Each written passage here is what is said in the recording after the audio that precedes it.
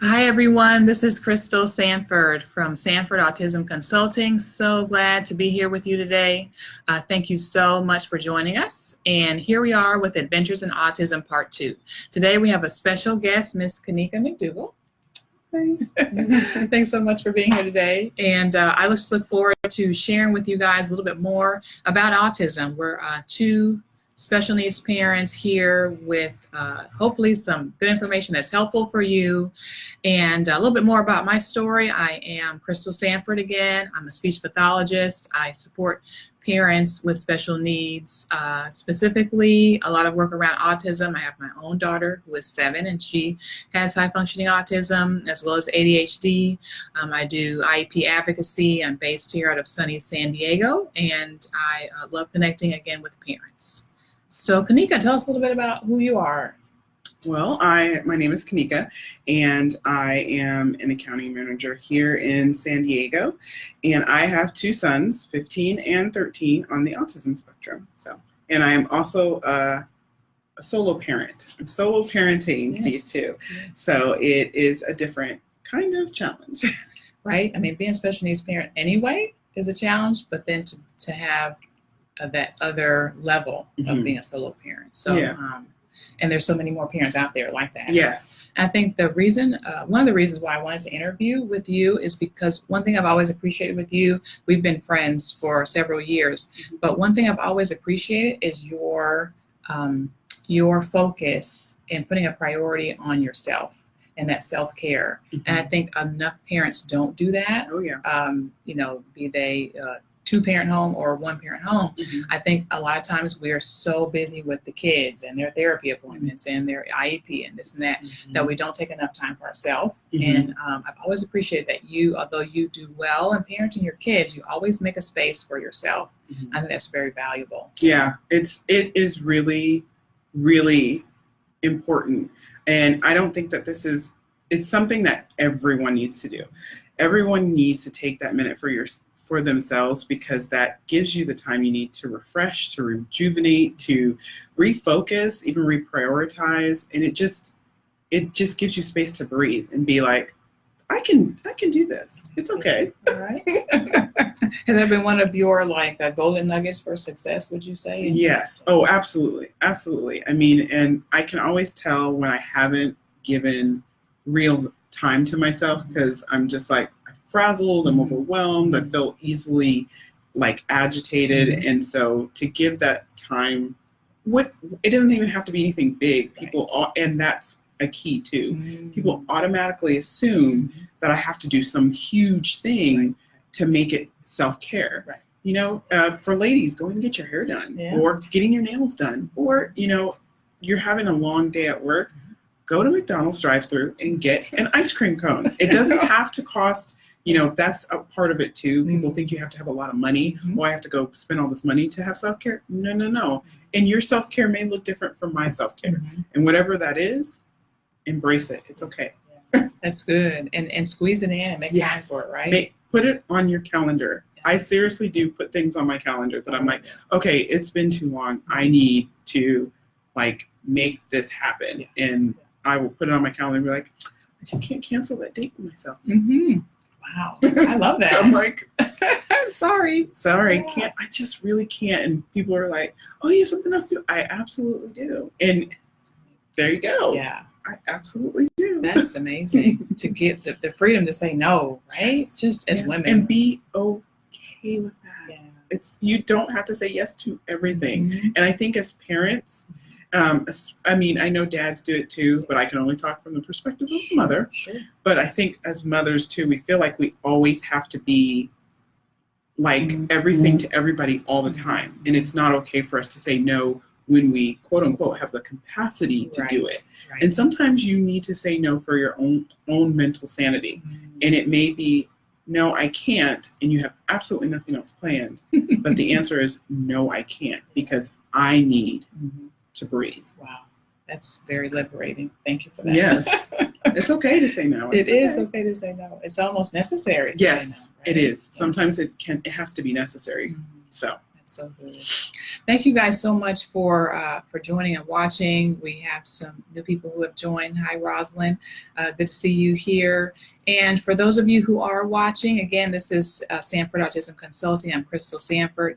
We have a special guest here, Miss Kanika McDougall. And we are live here answering your questions and talking about our adventures in autism, talking about our challenges, tips that work for families, be they two-parent homes or one-parent home. So definitely let us know your questions. We will try to field as many questions as we can today.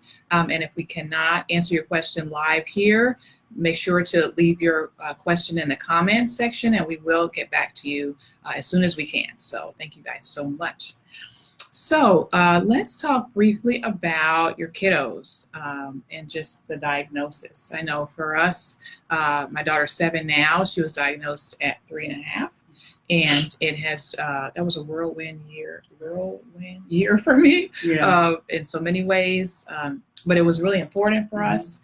I suspected it, and so we were finally able to get her assessed. A lot of places were like, oh, no, she's fine, she's fine. But with that came the early intervention that was really important for her. And so now she's in a gen ed classroom with support and, doing well. So, we're happy about that. Hey, Sam, welcome. Good to see you there.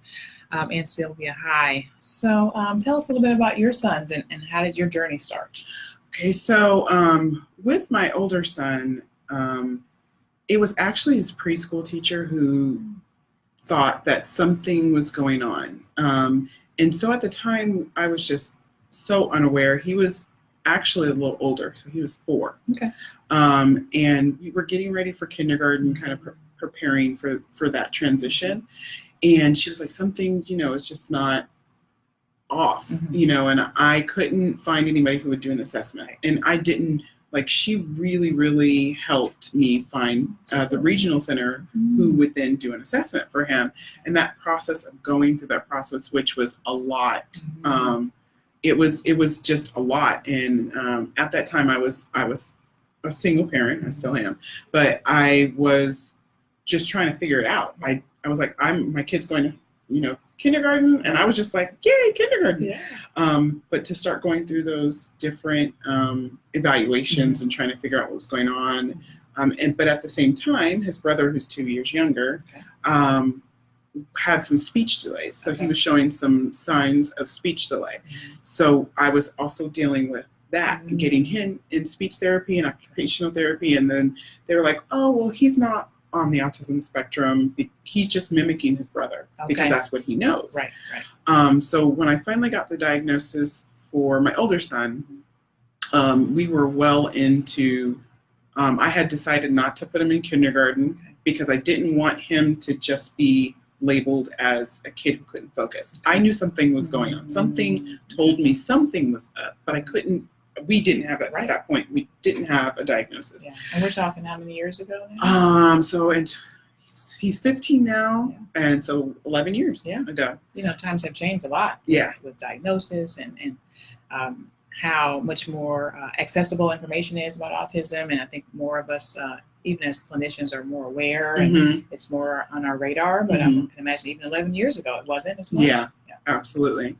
And so I decided not to put him in a regular kindergarten class. I was like, let me put him in a pre-K transitional class. It'll give him another year to adjust to the thought of being in kindergarten, and that'll give him, a little step up. I knew he would be older than the other kids, but that would give him additional year to mature, and for me to figure out what was going on so then I could help him the best I could. So, and honestly, that year was absolutely key. He really matured in that year, and I felt like in the process of trying to get the diagnosis and get things in line for him, that really helped to settle down and transition him into a kindergarten class. So he started that, and then we got the diagnosis, and I started getting services through the regional center. It wasn't until I really got services through the regional center and I had some ABA services, and until my other son had an autism tantrum, which I'm sure you're familiar with. No meltdown. So he had a meltdown, and the ABA therapist was there, and she was like, are we not servicing him? And I was like, what do you mean? They said he was not on the spectrum. And she's like, I don't think so. Right. So she wrote up, she did a write-up for me. And basically, I gave it to my older son's case manager, who was like, oh, yeah, let's get an evaluation.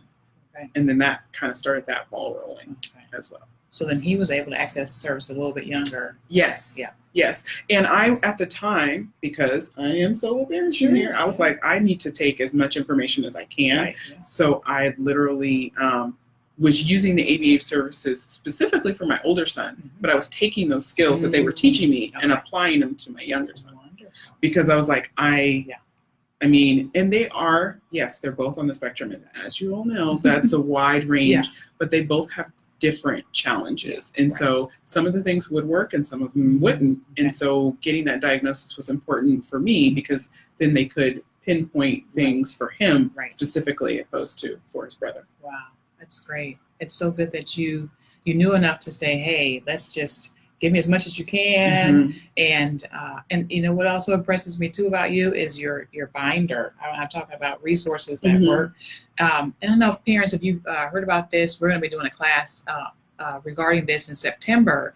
But every parent with a child with special needs should have an IEP binder, or some kind of a system where you keep kind of clearly delineated and organized all of your IEPs and resources for your kiddos. So I can imagine you were even starting that at that point. Honestly, at that point, I was clueless. Oh, okay. I had absolutely nothing, but I knew I needed to keep everything. Isn't that amazing? And so I was just like, I need to keep this stuff. But I literally I had a file that I was just like, you know, they send so many papers home.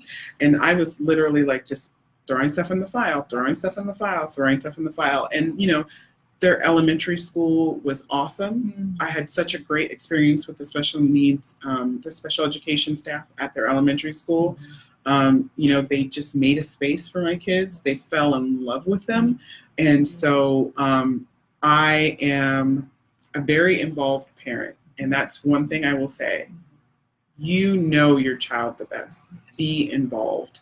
Even when you are exhausted and don't want to do it anymore, take some time for yourself, but get back involved. Don't leave that alone. You are their voice. And I know people say that all the time, but that is the reality. If you don't speak for them, and you know your child the best.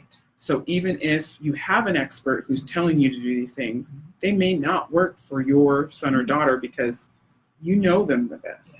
And that's okay. Yeah. I mean, even like you said, things that were working well for your older son didn't necessarily work for your other son. You know, the old saying that goes, if you've met one person with autism, you've met one person with autism, right? Because they're all so different. I've worked with so many kids over the years, and I always try to look at one and say, wow, that kind of reminds me of my kid. I wonder if that's where she's going to go. And I have yet to have found one, you know, because they all come with their own unique needs and challenges, and just like all kids do. And amazing abilities. Okay. So I know this is kind of a divergent, but yesterday I got home from work and it's Shark Week. Yes. If you haven't heard, it is Shark Week. And my older son, who, you know, is on the spectrum, he absolutely is fascinated with anything factual. History, science, that's all his wheelhouse. Not mine, but his. And I came home and he's just like downloading all this stuff about these sharks that he's watched. And he's got the DVR full of shows from Shark Week. So next time you see him, ask him about sharks. And so I shall. Ask him about those tiger sharks. He can give you, like, I was like, okay, that's a lot of information. Mama is completely overwhelmed. Yes. But you got to put the face on, right? Like, this is great. This is so I'm just like, oh, that's awesome. But he loves it. Yeah. That's so good to talk about that, strengths and how they're all so different. I mean, how we all as humans are so different, but definitely individuals on the spectrum are. My husband he showed me a video on YouTube, and it was all about autism, adults with autism, and employment. Oh, yeah. And there's unfortunately a high percentage of individuals with autism who are adults who are not employed.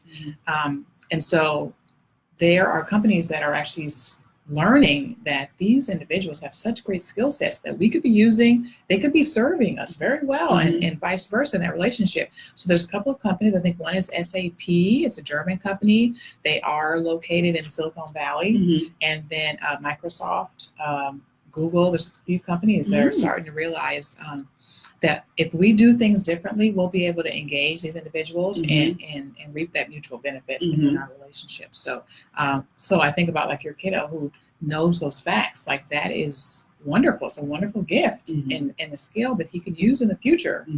Absolutely. So that's really pretty cool. Yeah.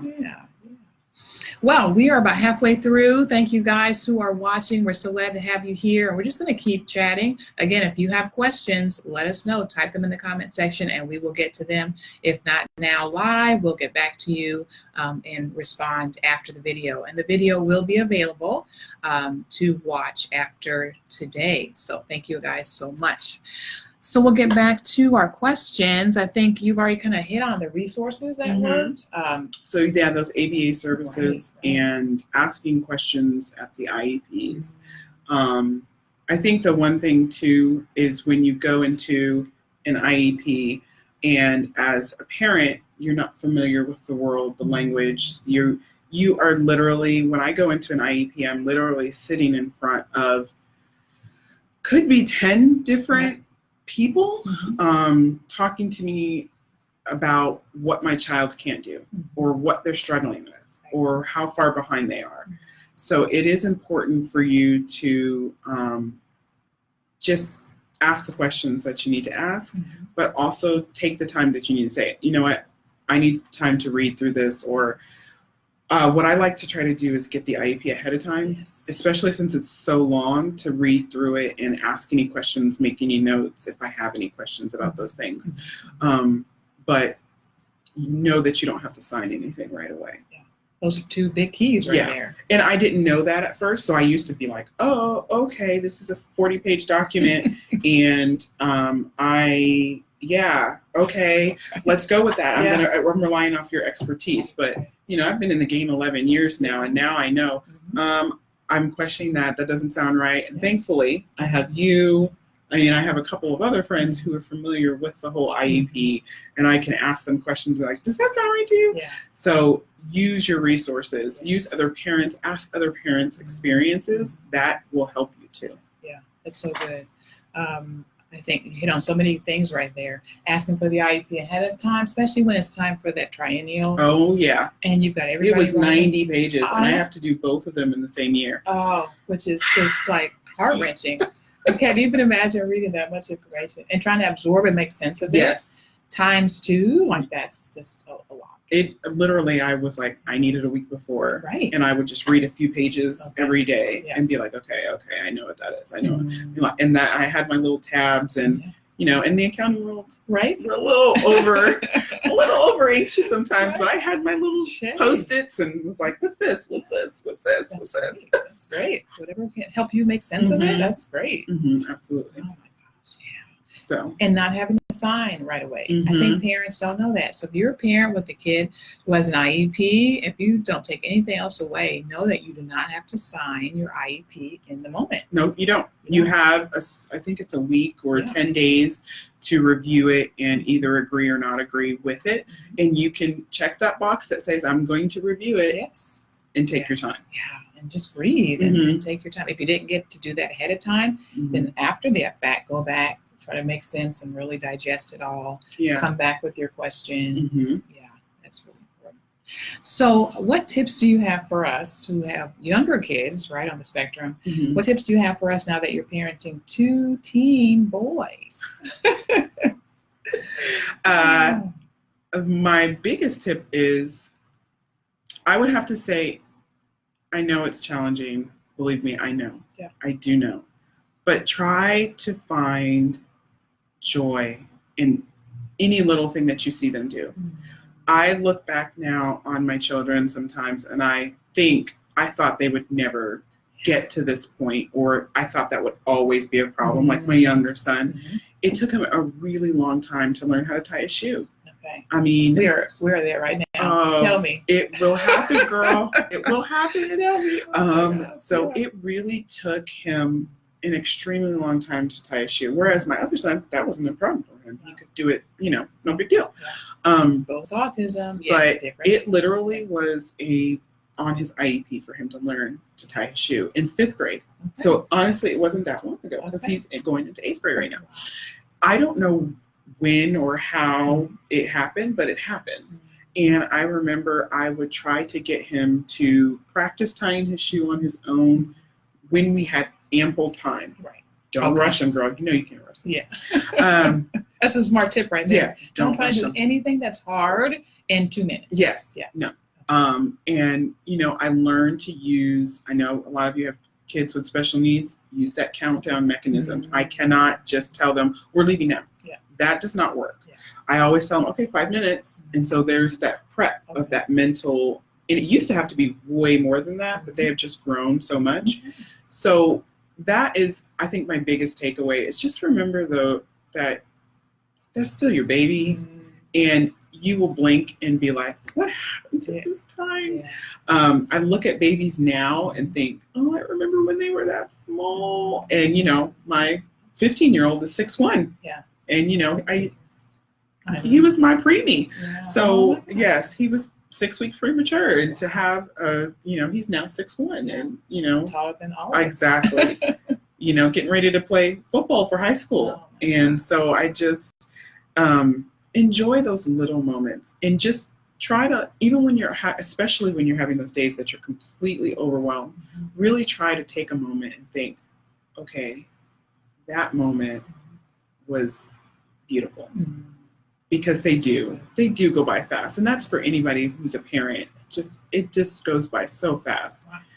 And not to be overwhelmed with the challenges that your child faces. Because the next thing you know, they're 15 and they can do those things, or those things don't bother them. Exactly. Like you said. I remember my daughter could not stand loud noises and clapping and all that stuff. And now she performed in the talent show this year and took a bow, and it was like amazing to see her in a room of people. And I'm like, oh Lord, they're going. Sometimes I still flinch. Yes, you can't help it. Right? Wait. But she's okay now. Like, oh my gosh, she can handle the situation. So, so there's hope. Yes, there is. And there's hope for the shoe tying. Yes, it is. Yeah. But get her to practice. I would suggest get her to practice just when she's sitting, not doing anything. Get her to practice. If she's into YouTube videos, they have lot. I mean, I've heard they have lots. What was key for my younger son was at the time that show Special Agent Ozo on Disney Channel. They had an episode that showed them how to tie their shoe. So he would literally watch that episode over and over again. And so it used to drive me crazy, but I really think that helped him learn to tie a shoe. Yeah. So those little things. I will handle a special agent also for that reason. Yes. Because right, don't you get tired sometimes of the things they watch over and over and over. We have some, we set some boundaries, especially now that they're older, like Friday and Saturday night are movie nights. And so thanks to one of our other friends, we make some popcorn on the stove and we have our pizza night on Friday, and then they watch a movie and they take turns sharing on what they watch. But they also know that mom does not like the rewinding. Oh, the rewind. Yes. So they also understand that it drives me a little batty. Yeah. And or the subtitles, do they do that? Yes, they do. Okay. Which the subtitles I actually am okay with, because I feel like that they're showing them words, right? And that's going to help them with reading. Right. And right now, they both are into listening to things in Spanish. Okay. Listening to the CCC, the subtitles in Spanish. Yes. I love it. Yes. We did that. That and Wednesday they picked Chinese. Okay, girl. I'm just saying. But that's what my husband had said that. And I don't know if you have kids who are on spectrum, but if your kids rewind or do subtitles and you know what we're talking about, my husband said, let her do the subtitles. It's helping her read, right? And so now our 5-year-old who doesn't have autism wants the subtitles on too, because she's starting to pick up the words too. So yeah, that's exactly why I was like, at first I was annoyed by it, but then I thought, this is helping them read. I'm going to leave it alone. Yeah. Oh, So we have just and sometimes, so when we're watching TV and they want to rewind, they'll be like, Mom, I want to rewind right now. You might want to go in your room. And so we have that dialogue though. That's awesome. And I'm like, okay, so you guys are okay with me going in my room? Yeah. And so they're like, yeah, you can. And so it's not like I'm purposely, pushing them off, but they also know, okay, Mom has had enough of this. And so they're like, oh, we want to watch. And so I'll give you a perfect example. So not last weekend, but the weekend before, my sister and her family came down for a few days. And so I have a niece who's 7 and a nephew who is 2. And who is also very much into Thomas. Now, my younger son is still into Thomas, even though he's 13. Thomas is still one of his faves. And so we talked about how to treat, my nephew, because he's younger and he's littler, and, those expectations. And to my amazement, they did not rewind one time while they were here. Wow. If somebody else was in the room, they did not rewind at all, which is amazing to me. I mean, it's absolutely, that's huge for me. Yeah. I mean, you would think, oh, what?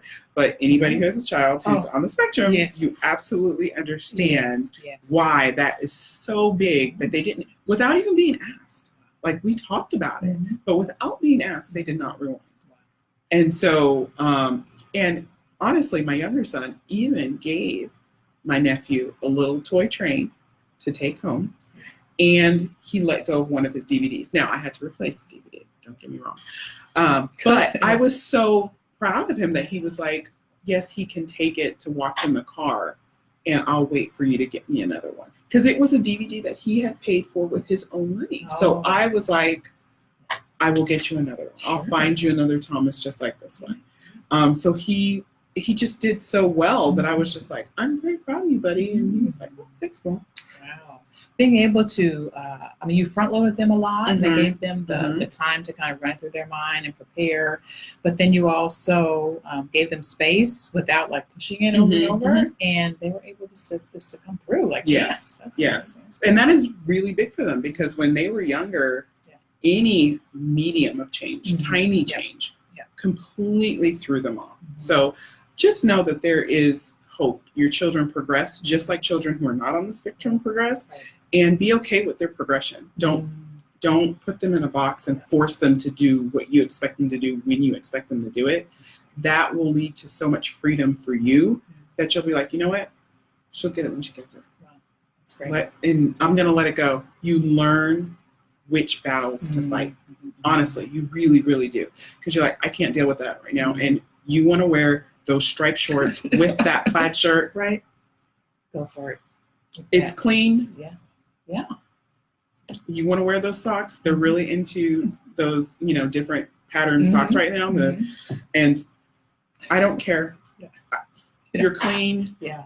It's okay. It's all that matters. Other neurotypical kids are looking the same exactly. way, So it's awesome. I love that. It's so liberating yet again. I think we're going to all be less stressed just by following some of these tips. I don't care if you have a 2-parent home or 1-parent home. Yeah. These tips are great, and I really appreciate you sharing your story with us. This is great. Any last tips, any plans for the future? Again, talking about teens on the spectrum. Now we're talking about one who's starting high school, starting to look for the future. What are your thoughts there? So I want them both to enjoy their high school experience. I really want to focus on them enjoying their high school experience, whatever that looks like, and not be so concerned with, are they doing what typical high school students are doing? Right. I really want to hone on to what is important to them. I know it's going to be challenging, not just socially, but educationally. My older son has chosen to do the engineering program at the high school that he's going to. So I know that that's going to be a little bit more intense going in, but I also want to encourage him to do that if that's really where he wants to do. So just enjoy where they're at, but also look to, okay, this is kind of a time for you to kind of vet out what you're really interested in, because college is coming up. And even though they're both on the spectrum, I really want to be able to encourage them to go to college if that's what they choose to do. Yeah, that's great. Wow. Next thing you know, they will be there, right? Oh my gosh. He's already asking about driving. We're pushing to wait till 18, Okay. but he's asking a little bit information. So he's paying attention. Yeah. More so now, Yeah, right? Because he definitely. realizes that's what people do at my age, right? Mhm, Yeah. mhm. Wow. But he's okay with the fact that he's like, I don't think I want to start driving when I'm 16. That's a lot of responsibility. Great. Yes. Well, I must say again that you have raised wonderful young with, and to know you as a parent. Again, I just gleaned so much from you and your stories, and I hope that this has been helpful for you as well, families who are watching. And Yeah. again, if you have questions, leave them for us in the comment section. We will respond to you after the video. If you know of other parents who could benefit from this, feel free to share this with them. Yes. And we'll be back again next month talking more about our adventures in autism. Again, this is Crystal Sanford. We have our special guest, Kanika McDougall, and we just hope that you have an amazing rest of your day. Thank you so much.